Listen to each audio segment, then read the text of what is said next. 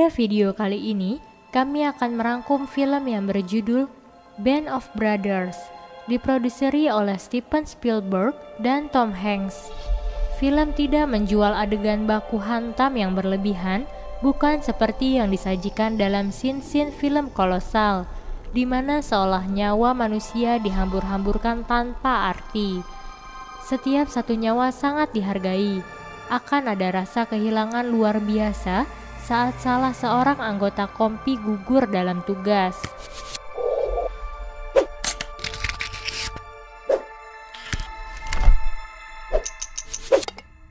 Mereka adalah orang-orang biasa sebelum pecah perang. Mungkin penjaga toko, pegawai, atau penjual koran.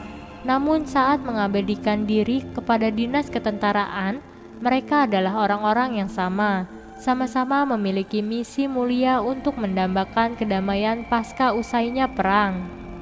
Rilis September 2001 dengan episode 10. Film diawali dengan pemeriksaan Letnan Sobel terhadap pasukannya yang baru saja terbentuk. Mereka ini dari berbagai kalangan sipil yang mengikuti wajib militer di Camp Toccoa, Georgia, Amerika Serikat, untuk membentuk Kompi E, yaitu pasukan lintas udara yang diterjunkan dengan parasit di garis depan pertempuran. Mereka dilatih selama 2 tahun dengan latihan fisik yang begitu keras.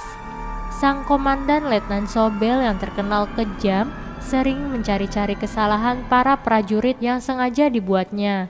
Tentu saja hal ini membuat prajurit kurang menyenangi pribadinya. Dia sering memberikan hukuman berat dengan berlari menaiki Bukit Kurachi, bahkan membatalkan liburan di akhir minggu yang sudah direncanakan oleh para prajurit untuk bersenang-senang. Prajurit sering mengeluh mengapa dari 9 kompi yang ada, hanya Kompi E di bawah pimpinan Letnan Sobel yang selalu berlatih dengan berjalan 12 mil setiap Jumat malam. Tentu dengan membawa tas ranselnya yang begitu berat.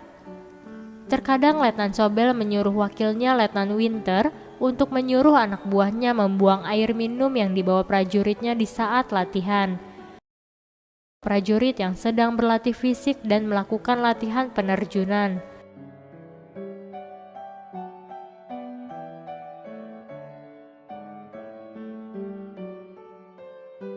Prajurit Gordon yang baru saja datang menemui Letnan Sobel untuk bergabung dengan timnya, menyuruhnya berlari ke Bukit Kurachi dengan waktu hanya 50 menit, membuat teman-teman sesama prajurit menjadi iba.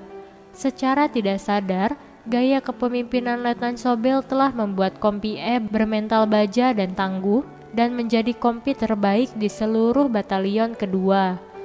Sang kolonel bernama Singh memberikan lencana penghargaan dan mempromosikannya menjadi Kapten Sobel. Dia juga melihat Letnan Winter yang sedang memimpin latihan fisik para prajuritnya. Kolonel ini juga memberikan lencana promosi untuknya melalui Kapten Sobel. Beralih ke Kapten Sobel yang melakukan inspeksi ke ruangan dan lemari para prajurit. Dia menemukan barang-barang pribadi yang menurutnya konyol, termasuk buku-buku porno yang disimpan oleh mereka. Menurutnya, belum resmi menjadi pasukan penerjun sehingga tidak mempunyai hak memiliki barang-barang pribadi. Sayangnya kelemahan Letnan Sobel ini dalam hal membuat strategi perang, dia sering dikalahkan oleh musuhnya di saat latihan, yang membuat anak buahnya menjadi terbunuh semua. Dengan banyak ditemukannya barang-barang yang tidak berguna, Kapten Sobel memberikan hukuman izin akhir pekan dibatalkan termasuk untuk para perwira. Beralih ke Kapten Sobel dan Letnan Winter, dia memberikan lencana yang dititipkannya dari Kolonel Singh untuknya. Dia mendapatkan promosi menjadi Letnan 1. Lanjut ke prajurit yang sedang makan siang. Kedatangan Kapten Sobel yang memberitahukan adanya perubahan jadwal belajar menjadi latihan fisik ke bukit. Tentu saja para prajurit tidak sampai menghabiskan makan siangnya ini. Terlihat para prajurit yang akan memulai latihan terjun pertama dengan parasutnya. Mereka sudah bersiap-siap untuk melakukan penerjunan. Tentu saja terlihat grogi dan takut. Latihan terjun ini pada ketinggian 1000 kaki dengan 12 orang untuk masing-masing pesawat.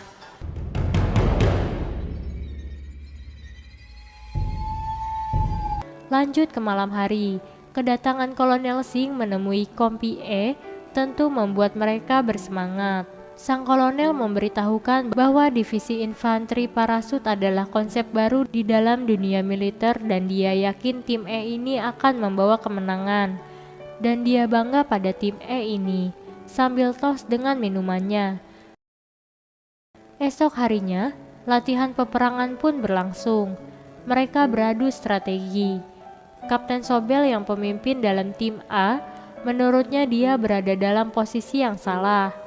Lain lagi dengan Letnan Winter, menurutnya posisi mereka sudah pas untuk berlindung, hanya menunggu musuh datang dan tinggal menembaknya. Tetapi Kapten Sobel tetap dengan pendiriannya, mereka harus menyerang. Lanjut ke Letnan Winter yang menyuruh pasukannya untuk bergerak maju. Ternyata hal ini membuat para prajurit mereka tertangkap basah alias hong oleh tim B.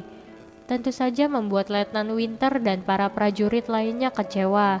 Ini salah satu kelemahan dari Kapten Sobel, dia tidak bisa membuat strategi perang yang baik. Beralih ke Kapten Sobel, dia menyuruh peleton-peleton miliknya bersiap untuk berangkat ke medan pertempuran. Hari itu tanggal 6 September 1943 di pelabuhan Brooklyn. Terlihat aktivitas persiapan untuk sebuah pertempuran, sebuah surat yang ditulis oleh Kapten Sobel kepada para orang tua prajuritnya. Mereka akan segera diterjunkan untuk bertempur untuk mengalahkan musuh. Dorongan semangat dari orang tua akan membuatnya bertempur sepenuh hati, sehingga mereka tidak akan gagal dan akan membuatmu bangga, dan negara akan berterima kasih atas pengabdiannya. 18 September 1943, Old Bourney, England, para prajurit yang terlihat berlatih bertarung dari jarak dekat, membuat parit-parit pertahanan dan latihan menembak dengan berbagai macam senjatanya. Mereka juga berlatih perang-perangan dengan beradu strategi perang di lapangan. Kapten Sobel yang melihat ada pagar kawat membuatnya terheran. Para prajurit telah memperkirakan bahwa mereka tersesat. Dalam kebingungannya, seorang prajurit menyuruh orang bernama Luz untuk menirukan suara Mayor Horton. Tentu untuk ngerjain Kapten Sobel yang selalu salah dalam strateginya. Lanjut ke Kapten Sobel. Terlihat dari peta yang dibawanya, benar saja dia sudah melenceng jauh membawa prajurit dari rencana seharusnya. Tak lama dia mendengar suara Mayor Horton yang tentu saja membuat dirinya terkaget. Ditambah lagi prajurit yang di dekat Kapten Sobel memberitahukan mungkin Mayor Horton menyamar sebagai prajurit.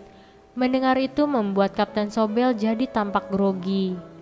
Luz menyuruhnya Kapten Sobel untuk memotong pagar kawatnya. Pada bagian lain, semua prajurit mentertawakannya. Lanjut ke Letnan Winter.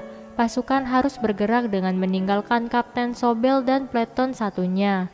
Letnan menyuruhnya berimprovisasi dan memotong jalur dari semua arah dibagi menjadi 3 regu. Dan benar saja, setibanya Kapten Sobel di lokasi tersebut, para prajurit lain telah menunggunya, tentu saja membuat dirinya terheran.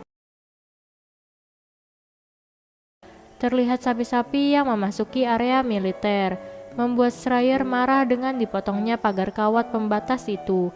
Kapten Sobel memberitahukan Mayor Horton yang telah menyuruhnya. Menurut Schreier, Mayor Horton sedang dalam perjalanannya ke London. Mendengar ini, Kapten Sobel termenung. Wah, gue sudah dikerjain prajurit nih.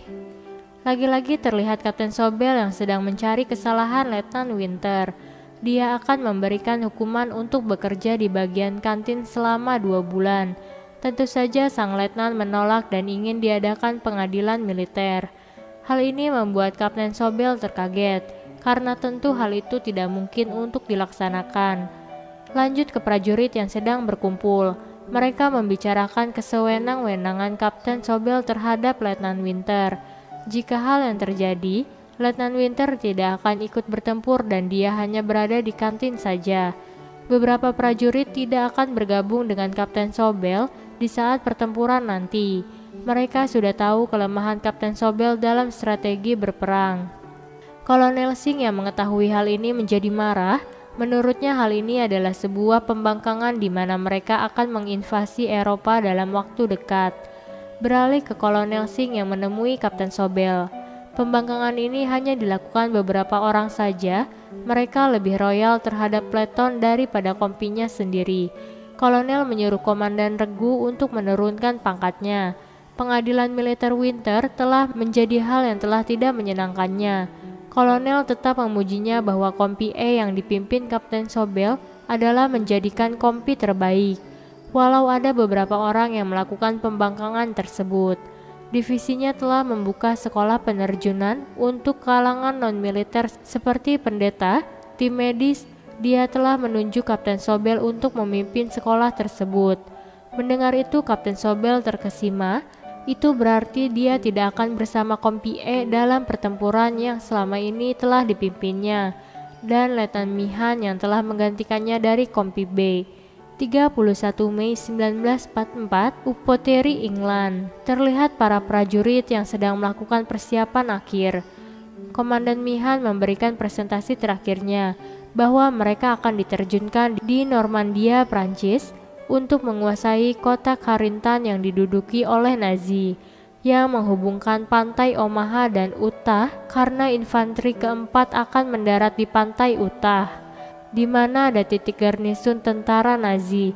Tugas kompi E adalah menghancurkan garnisun ini. Dan satu persatu pesawat pun telah meninggalkan landasannya. Terlihat para prajurit dengan wajah cemas, takut, bimbang. Apakah mereka akan selamat dari pertempuran itu?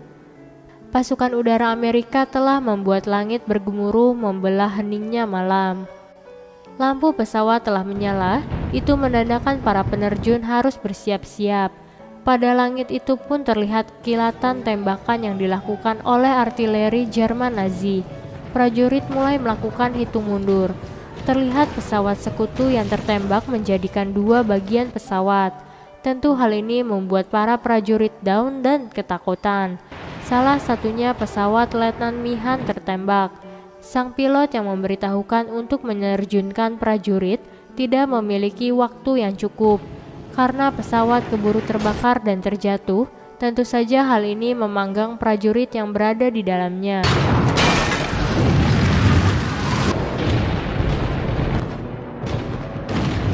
Pesawat ini pun jatuh dan meledak. Beralih ke lain pesawat. Kecepatan pesawat terlalu lambat dan terlalu rendah. Tentu akan menyulitkan pasukan yang akan terjun, apalagi kopilot tertembak. Dalam situasi panik, mereka terpaksa harus terjun lebih cepat 3 menit dari jadwal penerjunan. Para prajurit ini mendarat dengan terpisah-pisah, bahkan sebagian persenjataan pun hilang. Dari sekian banyak prajurit yang terjun, mereka hanya berdua saja di titik pendaratan. Mereka yang menyusuri perkebunan bertemu Letnan Winter bersama rekannya dengan arah kompas yang dimilikinya. Mereka mengetahui posisi di mana mereka berada. Ternyata mereka berada 7 km atau harus berjalan 4 jam dari titik yang seharusnya. Mereka pun berjalan menyisiri perkebunan. Ternyata mereka berhadapan dengan rombongan pasukan Nazi.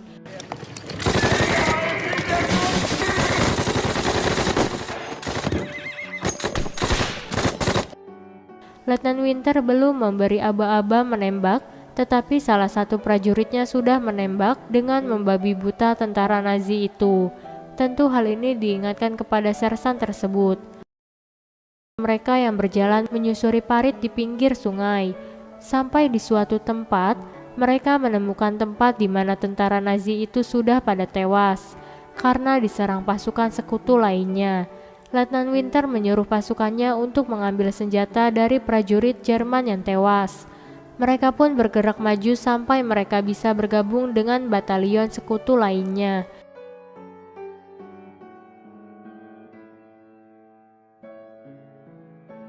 Setelah bergabung dengan pasukan lainnya, mereka akan berhadapan dengan pasukan Nazi dengan beberapa meriam 88 dan senapan mesin lainnya. Ini bagian dari tugas kompi E untuk menghancurkannya. Meriam berada pada 3 titik yang berbeda, tetapi di masing-masing titik ada akses yang saling berhubungan. Meriam 88 ini sedang menembaki pasukan sekutu lainnya yang mendarat di pantai Utah. Jumlah kompi E hanya terdapat 12 orang saja. Letnan Winter harus membaginya menjadi 3 regu. Sementara dia tidak mengetahui jumlah pasukan Nazi yang akan dihadapinya. Strategi yang disiapkan oleh Letnan Winter ternyata bisa menembak dari beberapa sudut bagian, yang tentu ini menyulitkan tentara Nazi untuk bertahan.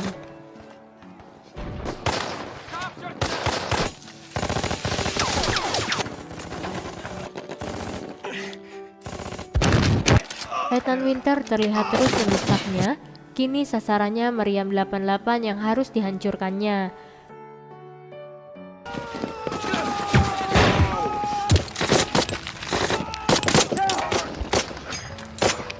Mereka berhasil melumpuhkan pos Meriam ke-1.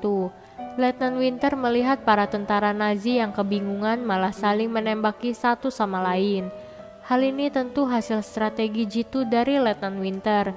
Para pasukan sekutu ini berhasil menghancurkan moncong Meriam pertama. Mereka yang terus menyerang untuk menghancurkan Meriam kedua. Dalam situasi peperangan yang masih berlangsung, Sersan Malarkey malah sibuk menghampiri seorang mayat tentara Nazi yang tergeletak di tengah lapangan guna mengambil pistol Luger yang dipesan adiknya. Beruntung dia selamat dari tembakan tentara Nazi yang diarahkan kepadanya. Walau pistol Luger tidak didapatkannya, Meriam kedua ini pun berhasil dihancurkan pasukan Letnan Winter ini. Peperangan masih berlangsung. Dengan bergabungnya Kompi D dan Kompi E yang dipimpin Letnan Winter, tentu penyerangan ini menjadi lebih kuat. Apalagi Kompi D membawa amunisi lebih untuk prajurit Kompi E, dan Meriam ketiga pun dilanjutkan oleh Kompi D untuk menghancurkannya.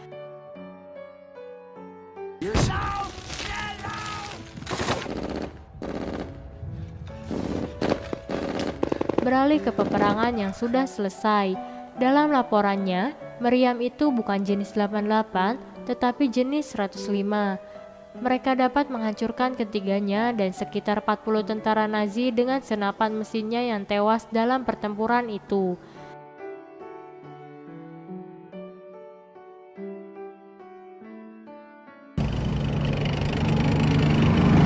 Terlihat pasukan tank dan divisi keempat yang mulai memasuki pos.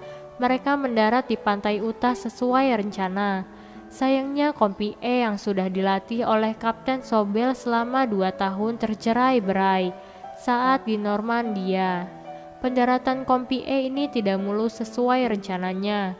Pada rencana selanjutnya, pasukan ini akan bergerak ke selatan guna mengamankan kota Coloville. Terlihat di base camp pasukan sekutu yang sedang beristirahat sambil bercanda. Letnan Winter melihat di bagian kota lainnya peperangan masih berlangsung. Bersyukur dirinya masih bisa hidup di hari kedua pertempurannya ini. Dan dia berjanji pada Tuhan dan dirinya sendiri, jika peperangan ini telah usai, dia akan tinggal di suatu tempat yang tenang.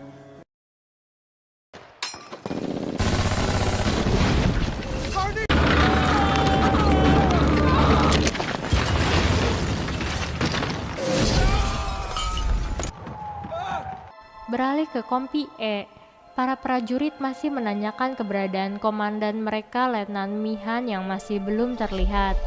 Diduga pesawatnya terjatuh di saat pendaratan. Ini yang memimpin Letnan Winter untuk Kompi E dan Letnan Weiss untuk Peleton ke-1. Sang komandan menyuruh pasukannya untuk bersiap-siap. Mereka harus bergerak untuk menguasai kota Karitan, satu-satunya tempat yang akan dilewati oleh pasukan tank dari pantai Omaha dan pantai Utah. Pasukannya harus bisa menguasai kota tersebut. Jika tidak, pasukan tank tidak bisa maju. Pesan dari Jenderal Taylor bahwa pasukannya harus menyelesaikan 3 hari 3 malam dengan pertempuran sengit untuk menguasai kota Karitan. Lanjut ke Kompi E dan semua peleton bergabung dalam peperangan ini. Terlihat mereka yang sudah bergerak maju. Di hari ke-6 setelah pendaratan, mereka pasukan sekutu mulai memasuki batas kota Karitan.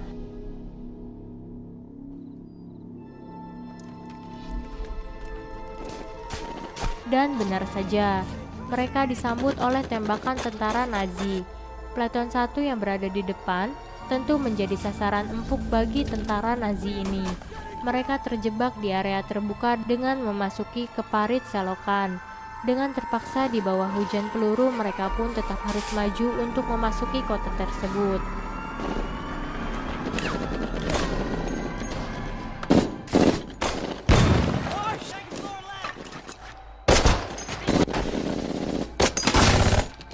Lanjut ke mereka yang sudah memasuki kota, dengan adanya sniper tentu sangat membantu pergerakan pasukan ini.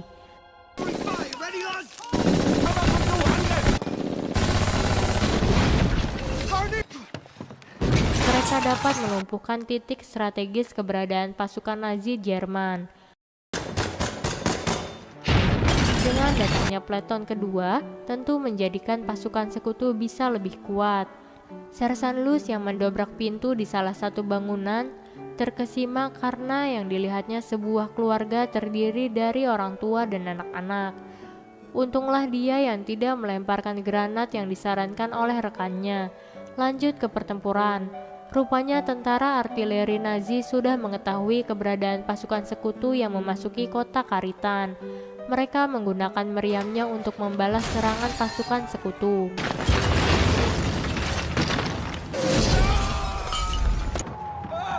Terlihat banyaknya korban dari pihak sekutu yang bergelimpangan di tengah jalan. Pendeta yang tulus di tengah pertempuran tetap melaksanakan tugasnya walau hujan peluru menyertainya. Smokey beserta rekannya yang naik ke lantai atas gedung ternyata memudahkan mereka untuk menghabisi tentara Nazi yang sedang kabur dari kota tersebut.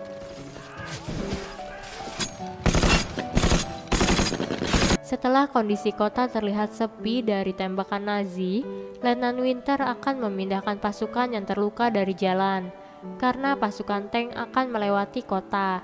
Baru saja dibersihkan jalanan ini, ternyata Letnan Winter terkena tembakan di kakinya. Beruntung dia hanya terkena pecahan proyektil saja. Beralih ke pembicaraan di antara prajurit. Mereka sedang membicarakan Sersan Speer yang membantai tawanan Nazi dan hanya menyisakan satu orang saja, dengan memberikannya rokok terlebih dahulu sebelum mereka menembaknya.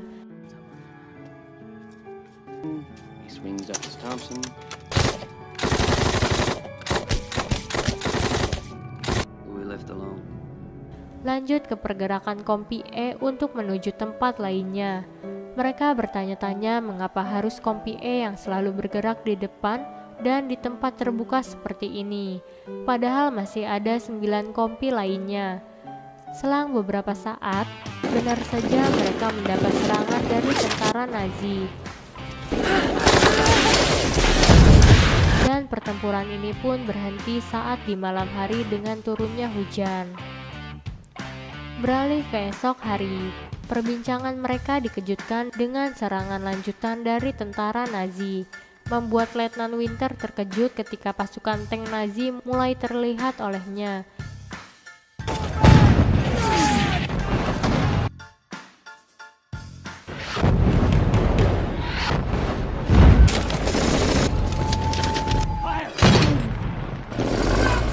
Sayap kiri dari Kompi Doc dan Fox mundur dengan adanya serangan dari tank tanpa adanya perintah dari komandan.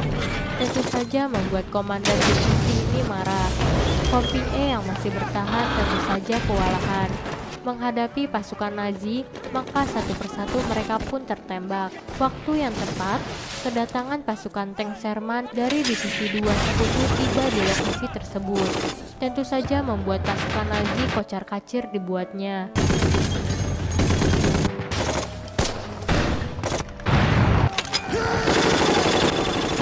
Melihat itu, Kompi E menjadi tertolong dan mereka yang masih bertahan di lokasi tersebut tentu saja menggempur habis-habisan. Banyak korban yang tewas di Kompi E ini.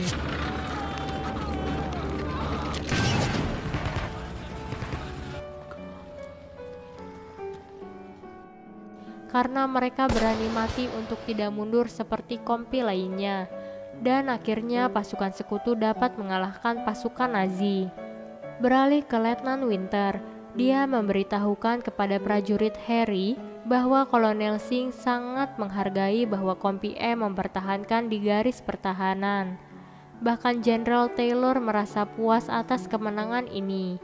Beralih ke para prajurit yang sedikit rileks setelah peperangan yang melelahkan.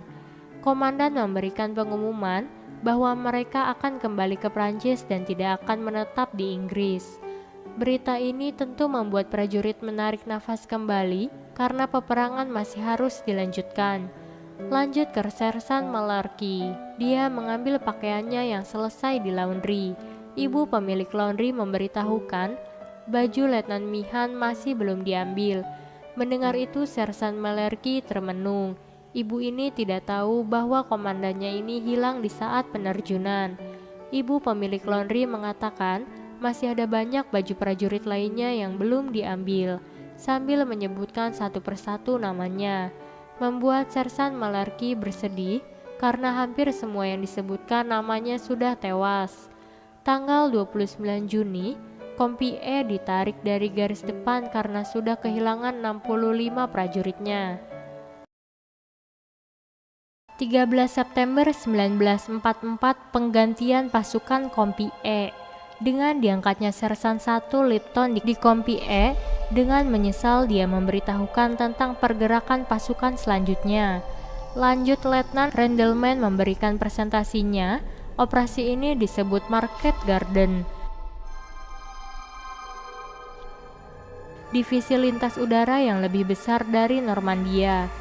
Kita akan memasuki Belanda yang sedang dijajah oleh Nazi. Tujuan operasi ini adalah mengamankan jalan raya Eindhoven dan Arnhem agar divisi tank Inggris bisa memasukinya. Mereka harus menunggu sampai tank itu melewati jalan Eindhoven. Seluruh pergerakan invasi Eropa akan tergantung dari operasi ini. Mereka akan di bawah komando Jenderal Montgomery. Tentu jika operasi ini berhasil, maka tank Inggris akan memasuki Jerman dan perang pun akan berakhir. Intelijen memperkirakan bahwa ini akan lebih mudah karena pasukan Jerman terdiri dari anak-anak dan orang tua. Lanjut ke perpisahan penerjunan. Terlihat Kapten Sobel yang melintas dengan jeepnya. Mantan para pasukannya di Kompi E melihat kedatangannya. Kapten Sobel yang kini mengurusi logistik para prajurit.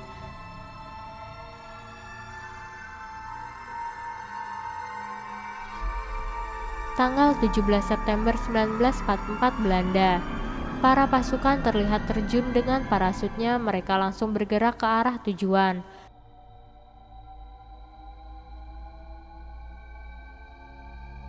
Rupanya kedatangan mereka disambut gembira warga Belanda. Terlihat tank-tank Inggris yang mulai berdatangan, tentu hal ini disambut juga oleh warga Belanda. Seorang warga memberitahukan Kapten Winter, jalan pintas menuju jembatan. Pergerakan pasukan beserta tanknya sedang berlangsung.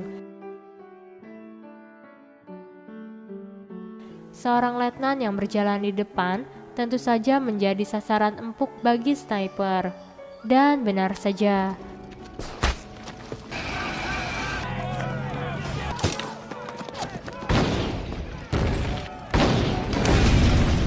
Dengan melintasnya kendaraan lapis baja Nazi, membuat pasukan berhamburan untuk berlindung di parit.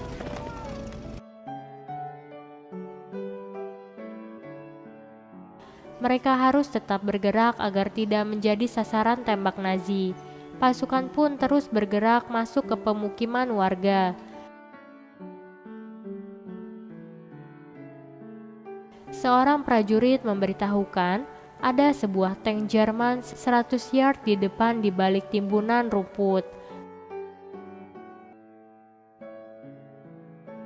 Dia menyuruh tank itu menembak gedung agar tank itu keluar dari persembunyiannya. Permintaan ini ditolak oleh komandan tank karena mereka dilarang menghancurkan bangunan tanpa adanya alasan sesuatu yang terlihat.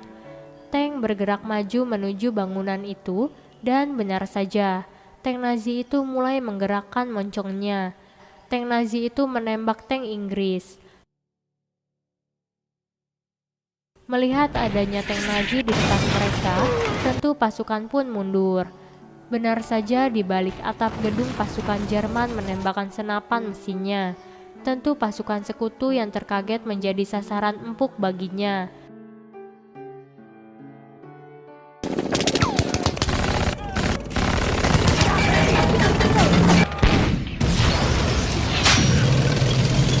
Terlihat pasukan Nazi yang keluar dari gedung tersebut bagaikan laron keluar dari sarangnya, membuat pasukan sekutu berlari kocar-kacir mencari perlindungan.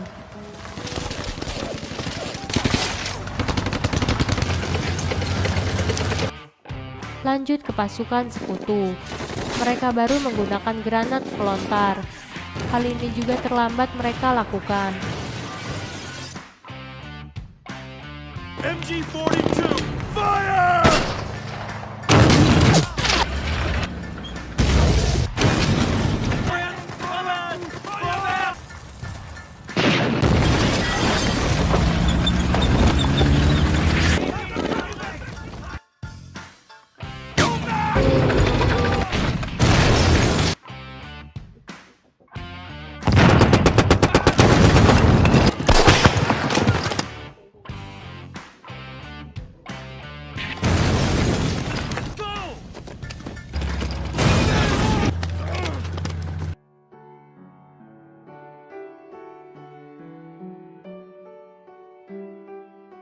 Pasukan Nazi Jerman yang terus merangsek maju membuat tank-tank Inggris mundur.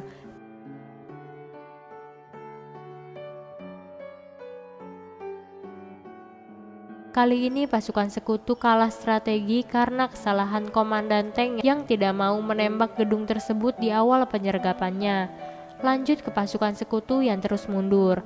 Mereka tidak berdaya menghadapi pasukan Nazi Jerman dengan dukungan artilerinya.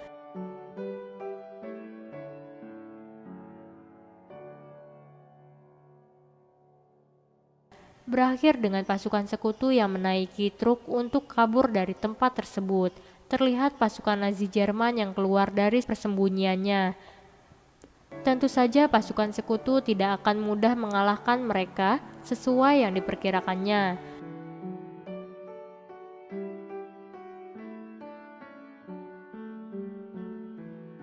Terlihat Bull yang malah mengumpet setelah kena serpihan tembakan di punggungnya di sebuah rumah. Dia terkaget di saat pemilik rumahnya keluar dan Bull menodongkan pisaunya. Rupanya pemilik rumah ini ditemani oleh seorang wanita yang mungkin istrinya. Dia pun membantu mengeluarkan serpihan yang menancap di punggungnya. Beberapa saat kemudian, patrol Nazi memasuki rumah tersebut.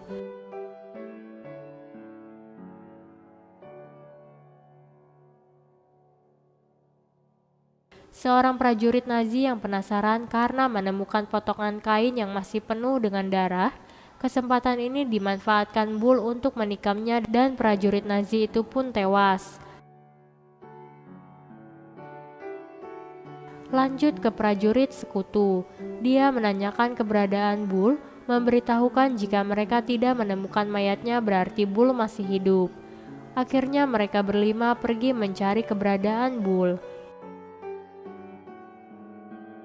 Terlihat mereka yang mengendap-endap di kegelapan malam, sementara pasukan Nazi Jerman masih melakukan patrol. Beralih ke Bull, dia menutupi mayat pasukan Nazi yang baru saja dibunuhnya. Bull keluar dari persembunyiannya dan menemukan mayat seorang tentara sekutu. Sepeninggalnya pasukan Nazi di area tersebut, membuat pasukan sekutu kembali untuk mencari mayat-mayat dari pasukannya. Akhirnya kelima prajurit yang mencari Bull dapat bertemu dengannya. Kedatangan Bull disambut gembira oleh rekan-rekannya.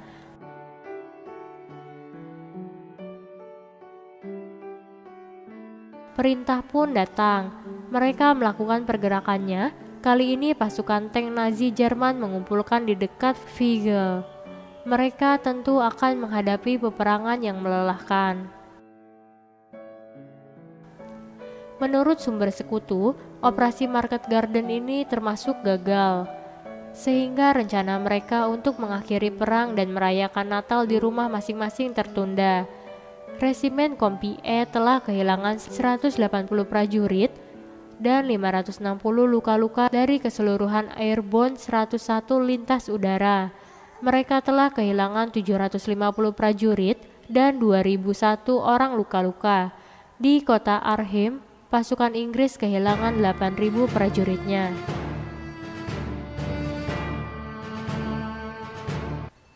Beralih ke Kapten Nixon dan Kapten Winter. Nixon memberitahukan bahwa hanya mereka yang bertempur dengan pasukan Nazi Jerman di pinggir sungai Rhine.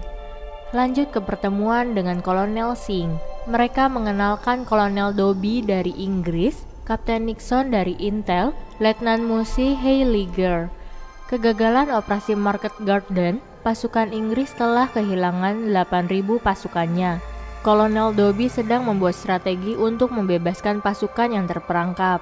Gerakan perlawanan Belanda telah menyembunyikan 140 pasukan Inggris, dan pasukan Kanada sudah menyiapkan 6 perahu untuk membawa 140 prajurit Inggris tersebut. Nanti malam jam 12.30, mereka akan memberikan sinyal di TKP. Nama operasi ini Pegasus. Mereka akan didampingi divisi 2 yang sudah berada di lokasi. Beralih ke Kapten Winter. Dia sudah dipromosi dengan keberhasilan di beberapa misi perangnya. Kapten Winter sedang membuat laporan kekalahannya di Market Garden pada tanggal 5 Oktober 1944, sambil membayangkan apa yang sudah terjadi dengan pasukannya. Lanjut ke rencana pergerakan pasukan berikutnya. Kali ini mereka harus dapat menyeberangi sungai dan menguasai bendungan. Diawali dengan Regu 1 untuk memulai pergerakan dengan membawa senjata dan amunisi yang diperlukannya. Beralih ke prajurit Ale yang sedang mendapat perawatan karena terluka akibat peperangan. Di malam hari, Regu 1 sedang mengendap-endap untuk mencapai sungai. Seorang prajurit maju ke depan sambil memantau situasi di balik parit di sayap kiri, dan seorang lagi untuk memantau dari sayap kanan. Dan terlihat pasukan Nazi Jerman yang sedang mengeksekusi para tawanan. Lanjut ke pasukan yang sudah bersiap-siap untuk menghancurkan pertahanan Nazi. Tembakan dan serangan sekutu membuat pasukan Nazi pada kocar-kacir. Mereka tidak sadar bahwa sekutu sudah mengepungnya. Balik ke Kapten Winter. Dia masih belum selesai membuat laporannya. Esok hari pun tiba. Bantuan pasukan dan persenjataan untuk Regu 1 ini sudah tiba. Jika mereka ketahuan, tentu tentara Nazi akan menghabisinya. Komandan Regu 1 mengirimkan 10 orang untuk pergi ke sisi bendungan. Selain itu, masing-masing membawa 10 orang untuk beralih ke sayap kiri dan tengah. Kembali ke Kapten Winter yang kebingungan untuk membuat laporannya. Dia teringat di saat kejadian waktu itu, para pasukan memasangkan bayonetnya.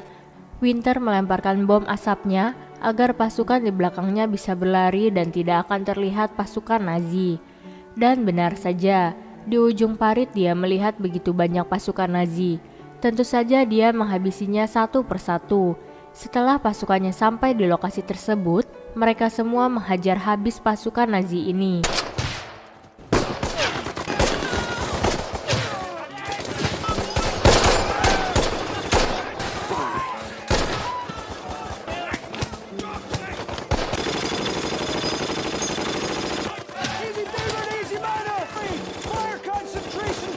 Mereka menangkap beberapa orang Jerman, dan ledakan artileri dari pasukan Jerman pun dimulai.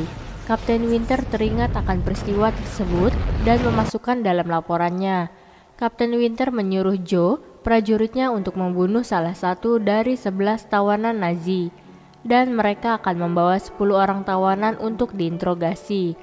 Akhirnya laporan yang diminta oleh atasannya ini pun bisa diselesaikannya. Beralih ke Kapten Winter yang sedang termenung. Dia kehilangan beberapa prajuritnya. Komandan dari regu lain menghampirinya dan dia memberitahukan bahwa Kapten Winter telah menghadapi 2 kompi pasukan SS.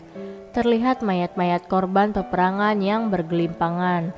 Beralih ke Kolonel Singh, dia memberitahukan bahwa pasukan Nazi Jerman telah menyerang pusat komando Batalion 2 dengan kekuatan penuh. Lanjut ke kolonel yang menemui Kapten Winter. Dia akan menjadi perwira eksekutif dari Batalion 2 mendampingi Kolonel Strayer. Pak Kolonel ini juga mengakui kehebatan Kapten Winter dalam merencanakan strategi di lapangan. Tentu sedih mendengarnya. Itu berarti Kapten Winter harus meninggalkan pasukannya di Kompi E. Dan Letnan 1 Musi akan menggantikan posisinya memimpin Kompi E. Berita kepindahannya begitu cepat tersiar. Kini Kapten Winter memiliki ajudan bernama Zelensky. Lanjut ke Letnan 1 Musi yang memberitahukan operasi Pegasus akan segera dimulai. Dia akan memimpin tugas pertamanya. Terdapat 140 orang penerjun pasukan Inggris, gabungan pasukan Skotlandia dan Kanada, dan akan ada 3 kali menyeberangi sungai. Mereka akan bergerak malam ini jam 1 malam. Setelah kepergian Letnan Musi membuat Kapten Winter termenung, karena dengan kepindahannya menjadi perwira eksekutif dia tidak lagi berada di medan pertempuran untuk mendampingi prajuritnya. Terlihat pasukan yang sudah bergerak dengan menggunakan perahu. Kedatangan mereka disambut oleh komandan dari negara lain. Tanggal 31 Oktober 1944, drill Belanda, Kapten Winter bersama Letnan 1 Musi yang berbincang sambil berjalan di jalur kereta. Dia mengatakan bahwa dirinya menjadi komandan Kompi E selama 4 bulan. Sebelumnya dipimpin oleh Kapten Sobel dan Letnan Mihan. Dan Kapten Winter satu-satunya komandan tempur dengan Kompi E ini sejak didirikannya.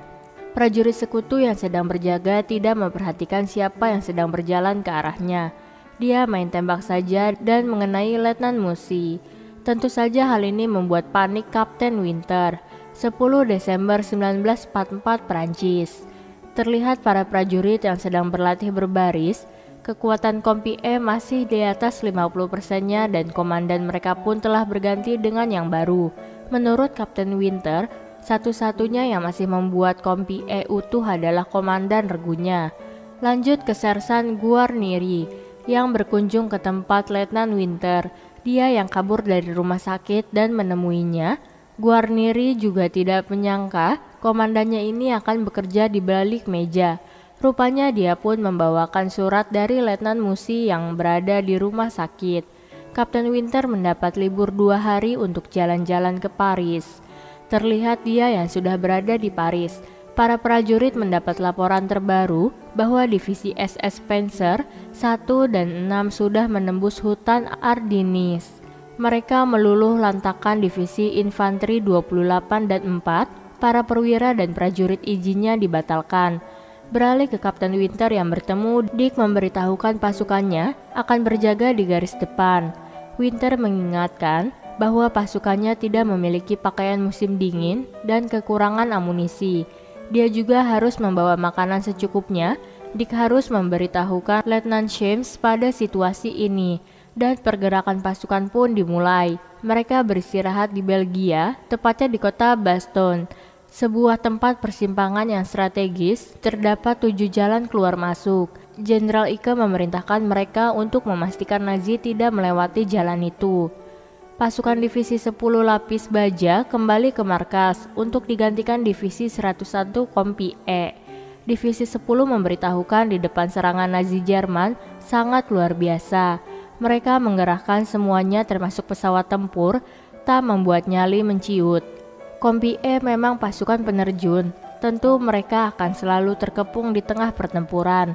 Lanjut ke Kompi E yang memasuki hutan di sekitar Bastogne.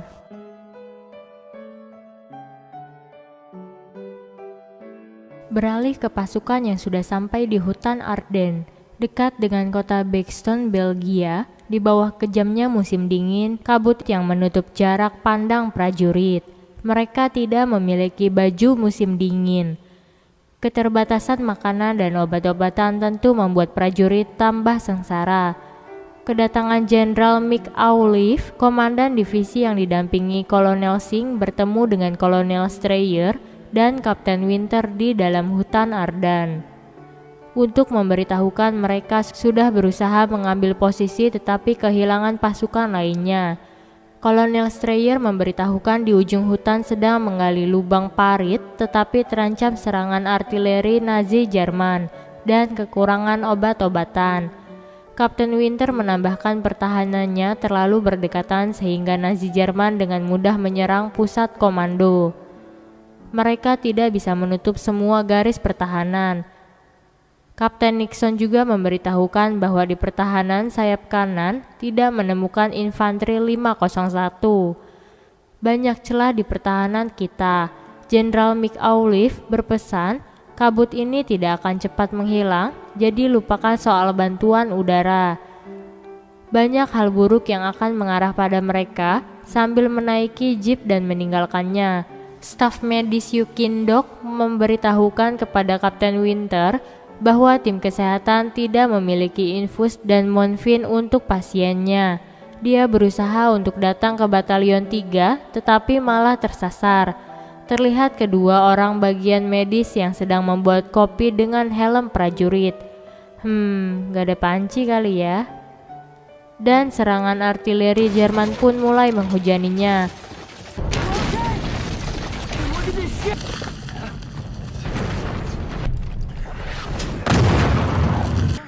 Lanjut ke mereka berdua yang mendatangi Batalion 3 guna mencari obat-obatan. Seorang prajurit yang tak sengaja kakinya menginjak lubang pertahanan membuat prajurit itu marah. Mereka pun akhirnya bisa menemukan Batalion 3, masalah mereka pun sama. Jadi hanya bisa mendapatkan beberapa perban saja. Beralih ke serangan artileri. Seorang prajurit yang terkena pecahan peluru merasa kesakitan. Mereka menghubungi pusat komando Kompi E untuk meminjam jeepnya. Mereka membawa prajurit untuk dibawa dengan jeep. Lanjut ke prajurit dari Kompi E. Mereka memberitahukan bahwa tank dan artileri ditarik dari kota Baston dan tentara Jerman menangkap tim medis 326. Pasukan cadangan juga tidak tersedia. Jadi mereka tidak memiliki apa-apa lagi. Beralih ke rumah sakit, terlihat para korban perang yang hanya dirawat dengan kondisi darurat. Rumah sakit sangat penuh dengan pasien. Lanjut Yukindok yang mencoba mendekati perawat rumah sakit bernama Rin untuk meminta morfin dan infus. Mereka pun berkenalan satu sama lain. Eugene akan kembali ke garis depan pertahanan. Rin menemuinya kembali sambil memberikan dia coklat. Letnan Peacock yang akan memimpin Kompi E untuk melakukan patroli sampai bertemu dengan pasukan Nazi Jerman. Sersan Luz memberitahukan Yukindok untuk tetap di belakang pasukan agar terhindar dari masalah dan mereka pun bergerak maju. Dengan pemandangan kabut salju yang tebal, mereka tidak bisa melihat dengan jelas apa yang berada di depannya. Dan pasukan Jerman pun mulai menembakkan senapannya.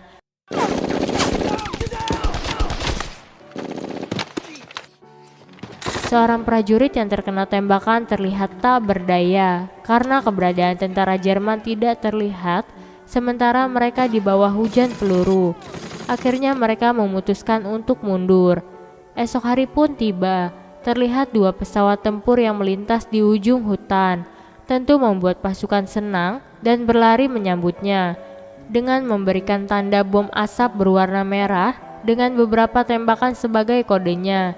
Seorang prajurit tidak paham akan hal itu, malah menembaki pesawat dan tentu saja diomelin sama komandannya. Dan benar saja, beberapa pesawat yang menyusul di belakangnya, C-47S, menurunkan bantuan dengan parasitnya. Terlihat perawat Rin dan para prajurit merasa senang dengan datangnya bantuan ini. Eugene yang melihat Suster Rin sedang berusaha menangani pasien korban tembak, ikut membantunya. Sayangnya prajurit yang tertembak itu tewas. Suster Rin baru tersadar bahwa yang membantunya adalah Eugene. Lanjut ke mereka berdua yang sedang berbincang. Rin menawari coklatnya untuk Eugene. Eugene memberitahukan bahwa di jarinya masih ada darah prajurit yang tadi dibantunya. Dan dia mengatakan bahwa kamu perawat yang baik. Rin ingin berhenti bekerja sebagai suster, khususnya menangani korban tembak. Menurutnya hal itu menyakitkan jika orang yang ditolongnya tewas. Beralih ke Pleton 3, komandan tetap untuk menahan tembakannya dan tetap berada di lubang perlindungan. Prajurit yang bernama Smokey terkena tembakan sesaat setelah menyiapkan senjatanya. Kemunculan pasukan Jerman dengan kendaraan lapis baja tentu membuat Peleton 3 ini kewalahan menghadapinya. Lanjut ke Eugene yang membawa Smokey ke rumah sakit. Terlihat tumpukan mayat prajurit yang telah tewas dalam pertempuran ini. Beralih ke kedatangan Kolonel Singh. Dia menyapa kepada prajurit dan menemui Kapten Winter, menyampaikan pesan dari Jenderal Mick Auliffe, mengucapkan selamat hari Natal dan menyampaikan pesan dari Komandan Nazi Jerman bahwa mereka diminta untuk menyerahkan diri secara terhormat untuk menyelamatkan Amerika dan pasukannya dari kehancuran total. Jenderal Mick Auliffe membalas pesan tersebut kepada Komandan Jerman, Komandan Sinting. Tentu membuat para prajurit tertawa mendengarnya. Beralih ke malam hari, terlihat para prajurit yang kedinginan. Mereka menyalakan api unggun, tentu dalam situasi yang selalu dipantau akan membahayakan. Dan benar saja, mereka menembakkan mortirnya dan mengenai Sersan Harry. Dia yang berteriak-teriak merintih kesakitan.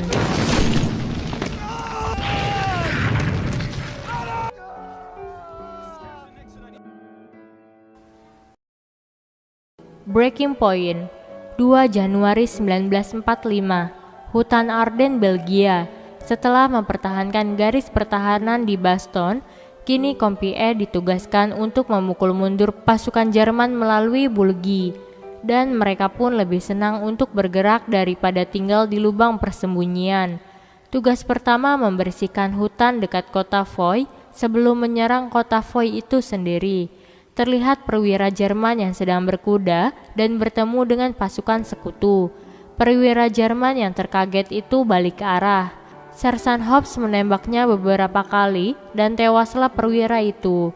Prajurit itu mengambil pistol Luger yang dimilikinya dan memberikan Luger itu kepada Hobler, prajurit yang selalu mencari pistol itu saat di Normandia. Lanjut ke prajurit yang menanyakan keberadaan Letnan Dick. Dia adalah komandan Kompi E yang baru. Sebuah tembakan yang terdengar oleh mereka tentu saja mengagetkannya. Ternyata Hope yang tertembak dengan pistol Luger yang baru saja diberikan kepadanya.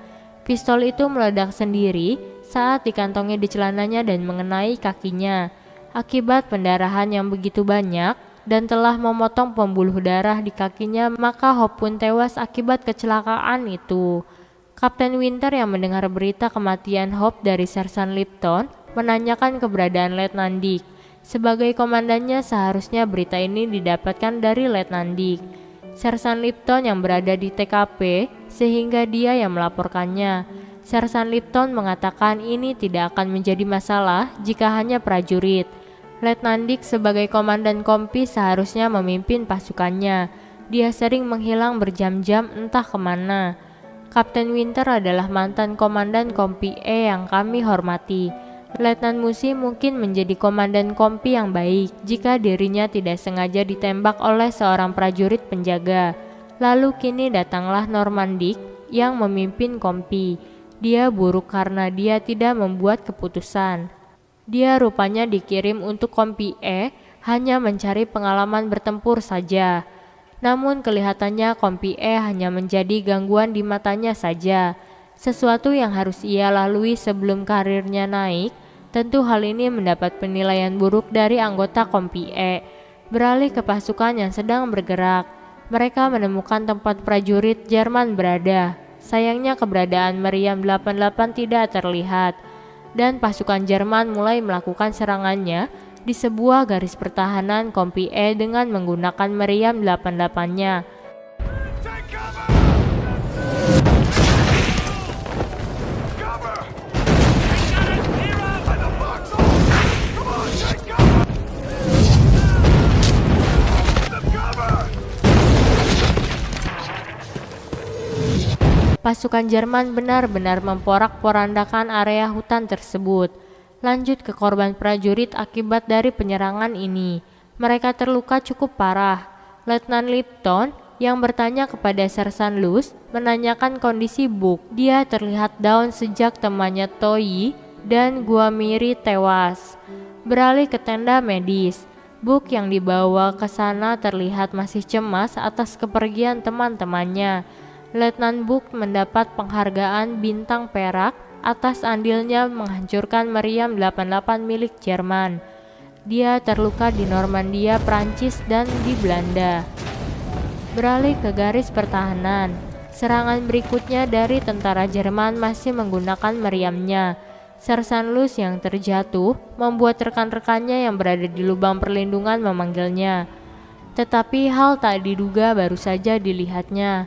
Ledakan meriam itu mengenai lubang di mana teman-temannya itu memanggil dirinya.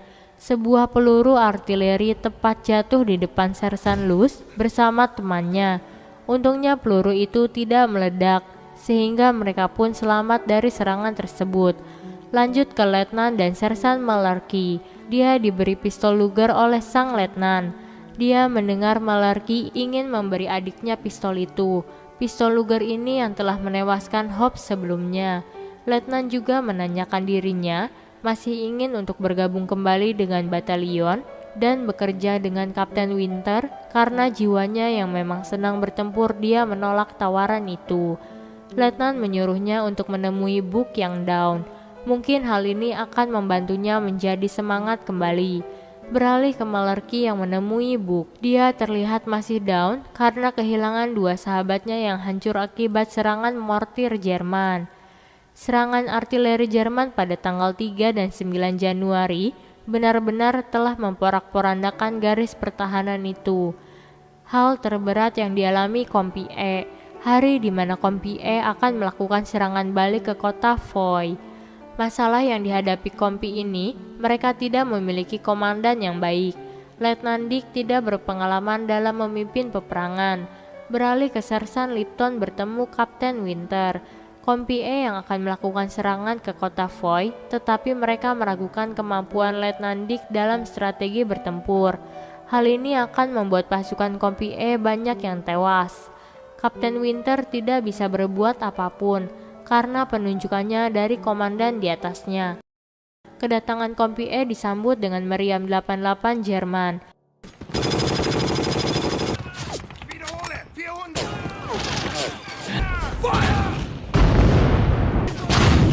Kepanikan Letnan Dick sebagai komandan menyuruh pasukan mundur dan tidak mengetahui rencana apa yang harus dilakukan untuk pasukannya.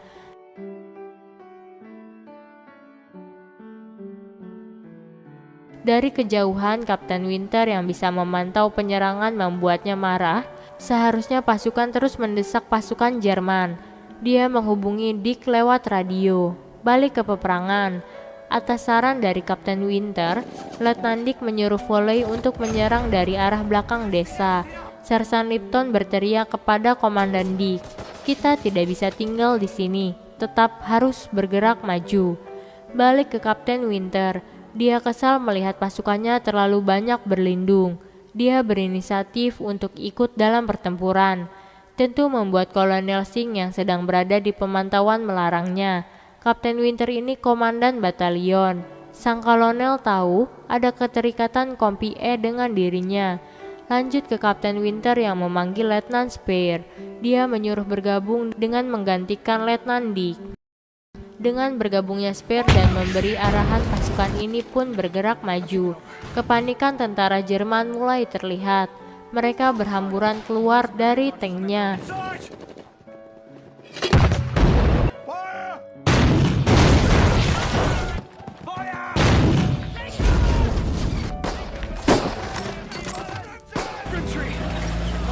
Akhirnya peperangan ini dimenangkan oleh pasukan sekutu dan menahan lebih dari 100 orang pasukan Nazi Jerman. Sersan Lipton menyuruh sniper bersama Sifty untuk segera menghabisinya. Dia akan berlari sebagai umpannya, dan Sifty pun berhasil menghabisinya.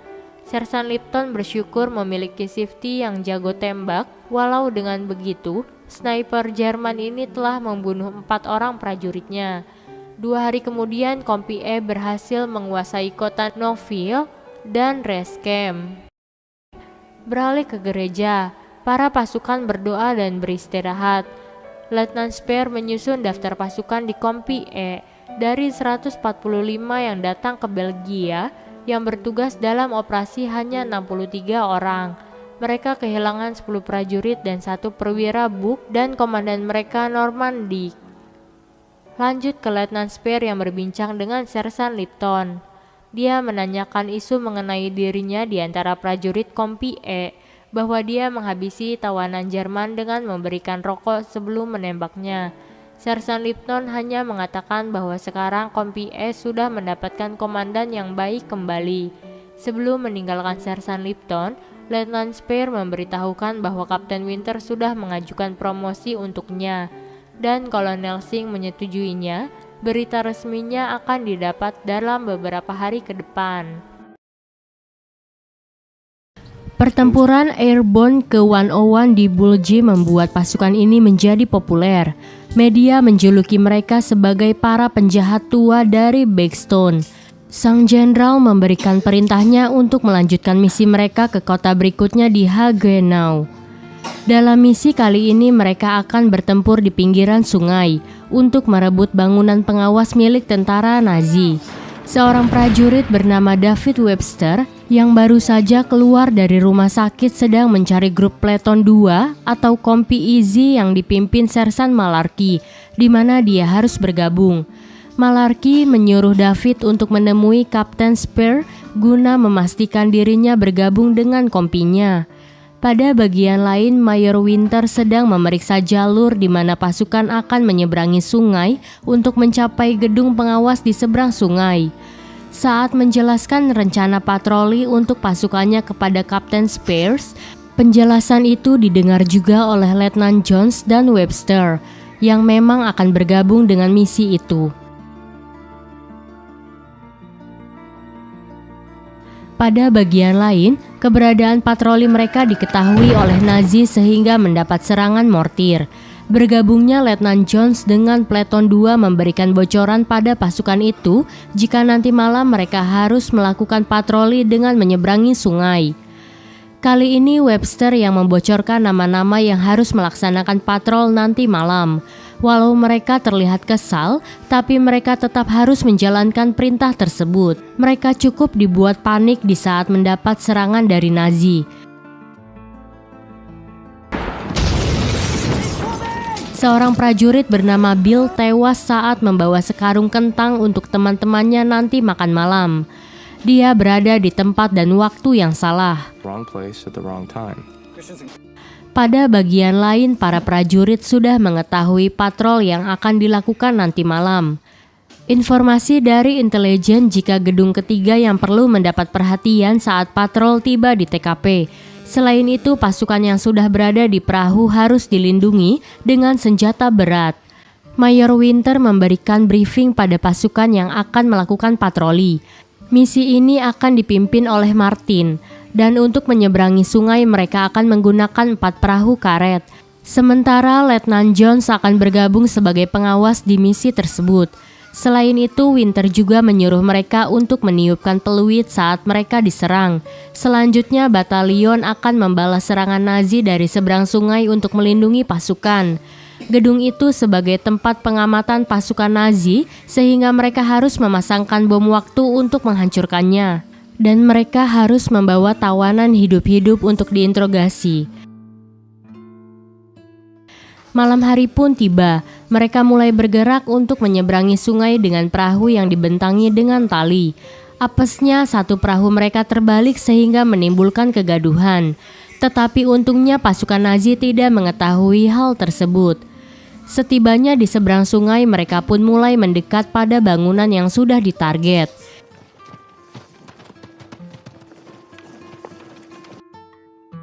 Jackson yang terlalu bersemangat akhirnya harus terluka akibat terlalu cepat membuka pintu gedung tersebut. Sementara granat yang baru saja dilemparkannya itu belum meledak. 3 tawanan Nazi berhasil ditangkap di gedung tersebut dan mereka mulai mendapat serangan dari pasukan Nazi.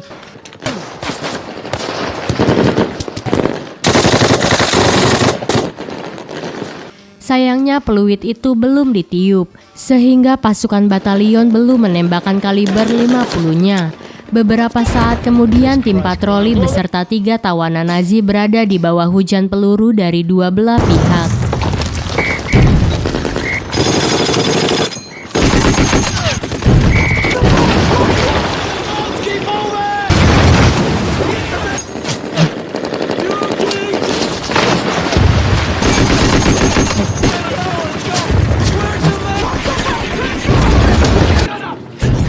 Sesampainya pasukan kembali ke markas, Jackson tewas dengan luka di muka akibat ledakan granat. Hanya 2 tawanan Nazi yang berhasil dibawa ke markas, karena seorang lagi terpaksa harus ditembak karena ngeyel. Esok harinya Kolonel Singh datang untuk melihat bangunan pengawas Nazi tersebut. Saking senangnya karena aksi pasukan sukses, sang kolonel menyuruh misi berikutnya untuk bergerak masuk ke dalam kota dan memindahkan garis pertempuran. To me that you made it across the river. Moving off the line.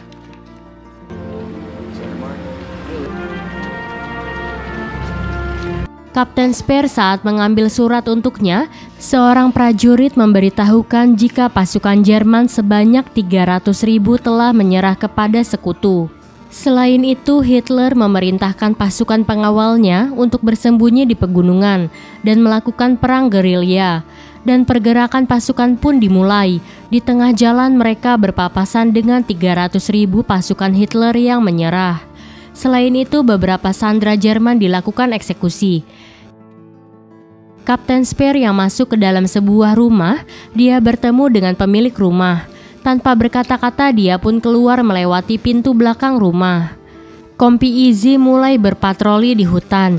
Seorang prajurit bernama Frank menemui Ayer Winter guna memberitahukan penemuannya di sebuah area bernama Landsberg di dekat kota Buchloe. Tidak buang waktu, Winter membawa pasukannya untuk mendatangi tempat tersebut.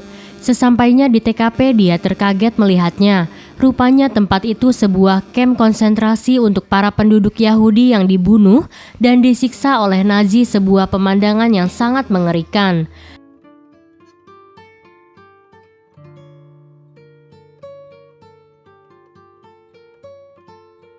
Kedatangan Lipgott sebagai penerjemah menjelaskan dari salah seorang penghuni Yahudi itu jika pasukan Nazi baru meninggalkan kamp tersebut tadi pagi. Sebelum mereka pergi, mereka membakar beberapa rumah di mana para penghuni tawanan berada di dalamnya. Sementara kamp wanita terdapat di pinggir rel kereta api.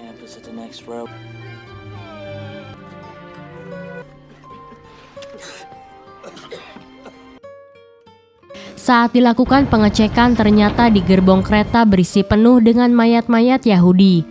Winter meminta Kolonel Singh untuk datang ke tempat tersebut.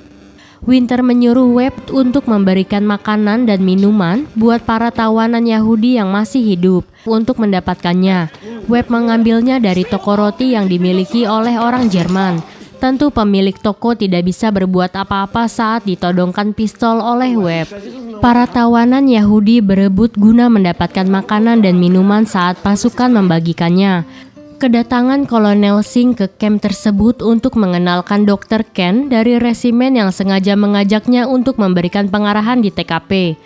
Sang dokter memerintahkan agar segera menghentikan membagikan makanan dalam jumlah yang banyak untuk para tawanan.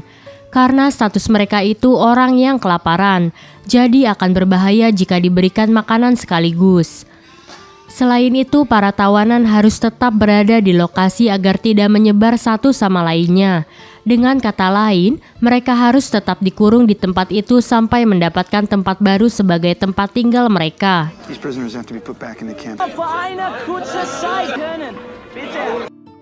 Malam itu, Kapten Nixon mendapatkan berita dari Mayor Winter jika kamp konsentrasi Yahudi ditemukan hampir di seluruh negeri jajahan Nazi. Yang terburuk ditemukan oleh pasukan Rusia di mana terdapat tungku perapian yang mengkremasi jasad tawanan dan 10 kali lebih besar dari temuan mereka. Jenderal Taylor memberlakukan darurat militer di mana semua orang Jerman harus melakukan penguburan jasad para Yahudi tersebut. Esok harinya berbagai kalangan dari orang Jerman membantu menguburkan jasad-jasad itu, di mana Kapten Nixon bertemu kembali dengan ibu pemilik rumah saat dia mendatanginya beberapa hari lalu. Hari itu terdengar berita jika Hitler tewas dengan menembak dirinya sendiri di kota Berlin, sementara pasukan Mayor Winter harus berpindah ke lokasi baru di Berchtesgaden. Saat itu Kapten Nixon memiliki rencana jika perang usai, dia akan mengajak Mayor Winter untuk bergabung dengannya bekerja di perusahaan Nixon di New Jersey. Pada bagian lain, pasukan siap bergerak untuk mendatangi kota Berchtesgaden di mana kota itu tersohor terletak di pegunungan Alpen. Sebagai simbol partai Nazi, langkah perlawanan terhadap sekutu, para pengawal Hitler melakukan tutup jalan agar pasukan sekutu tidak bisa sampai ke TKP.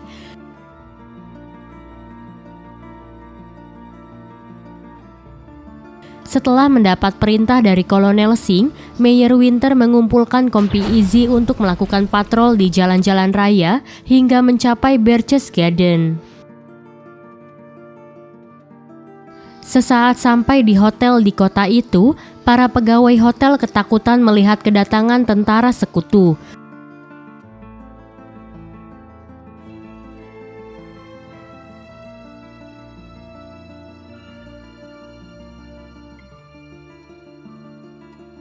Meyerwinter tetap dengan kewaspadaannya untuk melakukan penjagaan, baik di hotel maupun penutupan jalan-jalan untuk akses ke kota tersebut.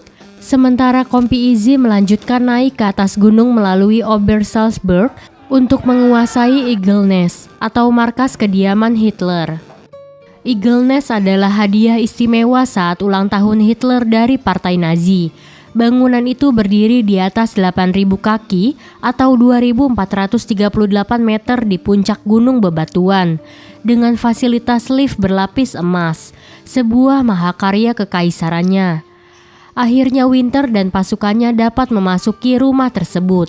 Mereka hanya menemukan seorang perwira yang sudah tewas yang berada di rumah tersebut. Tidak lama kemudian Meyerwinter mengumumkan jika pasukan Nazi telah menyerah pada sekutu. Selain itu, mereka mendatangi rumah Hermann Göring, seorang tokoh Nazi terkenal. Saat memasuki ke dalam rumahnya, Winter dan Kapten Nixon terkejut melihat 10.000 botol minuman terbaik di dunia sebagai koleksinya.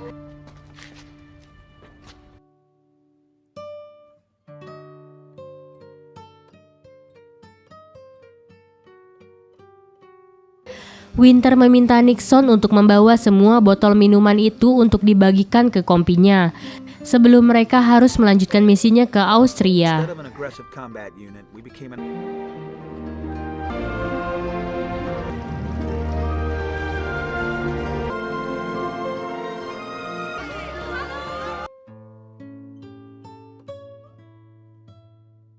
Esok harinya Winter menemui kolonel Nazi. Dia memintanya untuk mengumpulkan senjata para prajuritnya. Sementara kolonel Nazi itu memberikan pistolnya buat Winter, namun dia menolaknya.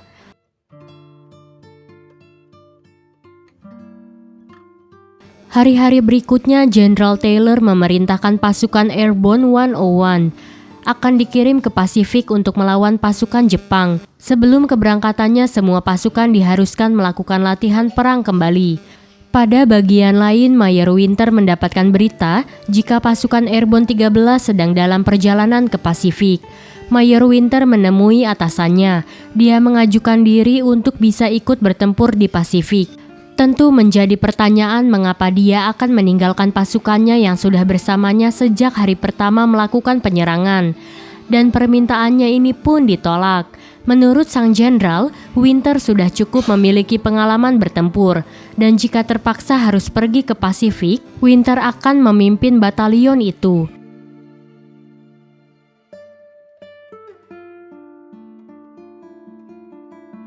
Walau Nazi telah menyerah dan perang pun berhenti, tetapi kematian para prajurit masih tetap terjadi, baik itu merupakan kecelakaan ataupun pembunuhan.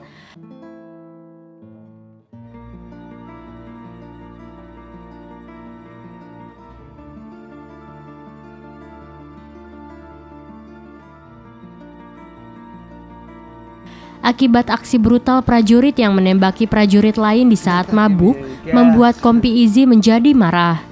Listen. Second out, right? He's not gonna make it. Mereka pun mencari si pelaku tersebut. They took him to a crowd hospital. See if they could. For me. Why?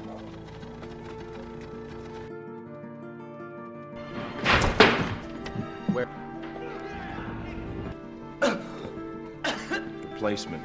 Our company. Have the MPs take care of this piece of shit. Esok harinya pemandangan tidak biasa pun terjadi, di mana seorang jenderal Nazi masih diberikan izin untuk memberikan pidatonya terhadap pasukannya itu. Pada bagian lain, Mayor Winter bertemu dengan Kapten Sobel yang pernah menjadi atasannya tersebut. Namun Kapten Sobel merasa malu karena tidak pernah ikut berperang.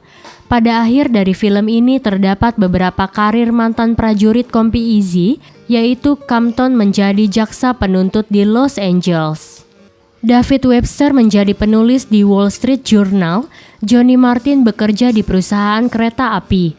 George Luce bekerja di perusahaan perawatan di Rhode Island. 1.600 orang menghadiri pemakamannya di tahun 1998. Perconte bekerja di kantor pos di Chicago. Lipgott sang penerjemah bekerja sebagai supir taksi di San Francisco. Ren Leman salah satu prajurit terbaik di Kompi Easy, dia menjalankan perusahaan di angkutan di Arkansas. Doc Crow menjadi kontraktor meninggal di tahun 1998. Lipton menjadi CEO di perusahaan pembuat kaca. Dia mengepalai seluruh pabrik di dunia. Spear tetap menjadi tentara dan bertugas di Korea. Film ini ditutup dengan pemberitahuan dari Mayor Winter bahwa Presiden Truman menerima penyerahan diri tanpa syarat dari Jepang, dan perang pun berakhir. Kini semua pasukan Airborne 101 akan pulang ke asalnya masing-masing. Mereka akan dipertalikan selamanya oleh pengalaman yang dirasakan bersama baik saat berlatih hingga perang usai. Kapten Nixon mengalami masa-masa berat setelah perang usai. Dia bercerai dengan istrinya. Dan Mayor Winter, sang pemimpin Kompi Easy, menerima tawaran bekerja dari Nixon sebagai manajer personalia di Nixon Nutrition Works. Hingga dia dipanggil kembali di tahun 1950 untuk melatih para perwira dan ranger atau Kopassus pasukan US. Namun dia menolak untuk ditugaskan dalam Perang Korea.